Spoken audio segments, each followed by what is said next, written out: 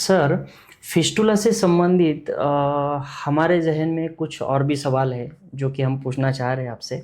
जिसमें से एक सवाल ऐसा है कि फिस्टुला अगर किसी को होता है, किसी पेशेंट को, तो सबसे पहले उसको डर लगता है। फिस्टुला होने के बाद कि वो डर जाता है, बहुत पैनिक हो जाता है। तो ऐसे सिचुएशन में उसने क्या करना चाहिए? मतलब सर्जरी अगर वो टाल दे या अगर वो ना अवॉइड करे। करे, ना हाँ, करे, तो उसमें क्या कॉम्प्लिकेशन हो सकते या हैं? कभी भी भगंदर या फिस्टुला हम बोलते हैं तो पेशेंट को, कोई पेशेंट बवासीर लेके आ जाए, फिशर लेके आ जाए, उसको हम गोली दवाई देते हैं।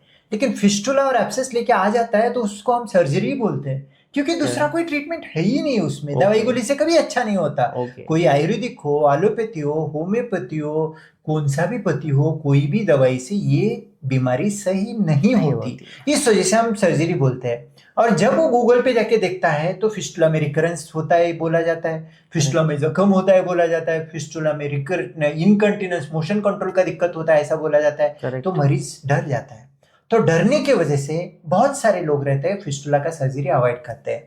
तो इन पेशेंट में जब फिस्टुला हम ना करते सर्जरी या बिना सर्जरी का ट्रीटमेंट के चक्कर में पड़ते हैं तो फिस्टुला कॉम्प्लेक्स होने का डर बढ़ता है। क्योंकि एक पहले सादा ट्रैक था, उसको हम सिंपल फिस्टुला बोलेंगे, और करेक्ट, बाद में मल्टीपल ट्रैक होके, हाई ट्रैक होके कॉम्प्लेक्स फिस्टुला बन जाता है। करेक्ट, सिंपल फिस्टुला यानी जिस मरीज को सिंपल सर्जरी से फिस्टुला का ट्रीटमेंट अच्छा हो जाए और जिसमें इनकंटिनेंस का रिस्क ना हो, उसको हम करेक्ट, सिंपल बोलते हैं। करेक्ट, जिस मरीज को फिस्टुला का सर्जरी होने के बाद भी रिकरेंस का चांस ज्यादा है, फिस्टुला का सर्जरी करते वक्त इनकंटिनेंस का चांस ज्यादा है, कॉम्प्लेक्सिटी ज्यादा है, उसको कॉम्प्लेक्स फिस्टुला बोलते हैं। जो सिंपल मरीज है, सर्जरी ना करवाने के चक्कर में बार बार फिस्टुला का इन्फेक्शन होके वो कॉम्प्लेक्स होके बैठ जाता है, या मल्टीपल ब्रांचिंग होता है, या फिस्टुला ऊपर निकल जाता है। इन सब चीजों से बाद में सर्जरी करना दिक्कत पड़ता है, पहली ओके, चीज। ओके, दूसरी चीज ये है, आजकल अभी पब्लिकेशन बहुत सारे अवेलेबल है, ये बोला जाता है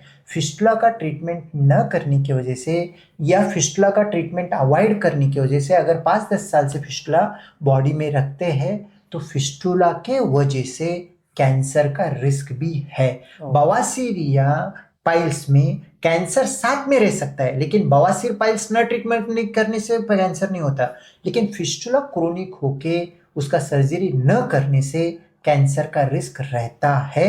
ये साइंटिफिकली प्रूवन नहीं, किसी को डराने की जरूरत नहीं। ओके, तो फिस्टुला अगर आपको हो गया तो उसको अच्छे सर्जन को दिखा के ट्रीटमेंट कर लेना, सर्जरी कर लेना, ये 100% जरूरी है, दूसरा कोई ऑप्शन नहीं। ओके।